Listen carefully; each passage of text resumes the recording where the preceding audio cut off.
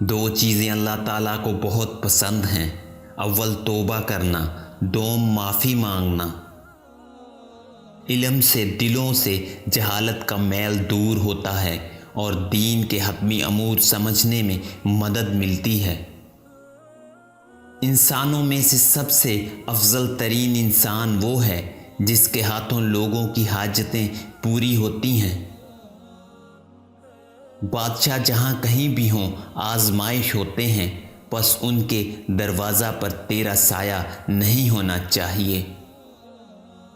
میں ہمیشہ دوست کے نفع میں کوشاں رہتا ہوں۔ شکم سیر آدمی کے لیے یہ شرم کی بات ہے کہ اس کا دوست بھوکا رہے۔ وہ خدا جس نے تجھے رحم مادر میں بھی ضائع نہیں کیا، وہ خدا جس نے تجھے ایمان و اسلام کی ہدایت کی، وہ خدا جو تجھ پر باوجود معصیت کے نعمتوں کا دروازہ بند نہیں کرتا، ایسے خدا کی جانب سے مغفرت اور بخشش سے تو مایوس کیسے ہو گیا؟ تیرے مانگنے میں دیر ہو سکتی ہے، وہاں سے ملنے میں دیر نہیں ہو سکتی۔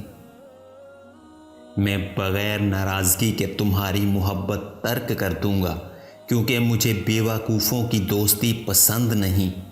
شیر اس گھاٹ پر پانی نہیں پیتا جہاں کتے منہ ڈالتے ہوں۔ پس کیا امید اس آدمی سے جس کا سر سفید ہو گیا اور جوانی ختم ہو گئی، پھر بھی بے زبان اور احمق ہوں؟ جاہل اور احمق کے جواب میں چپ رہنا شرافت ہے، اور سکوت ہی عزت کی حفاظت کا بہترین ذریعہ ہے۔ استاد کی کڑوی کسیلی پر صبر کر، اس لیے کہ علم کی پختگی اس کی ڈانٹ ڈپٹ میں ہے۔ جس نے حصول علم کی سختیاں برداشت نہیں کی، وہ جہالت کے گھونٹ پیتا رہے گا۔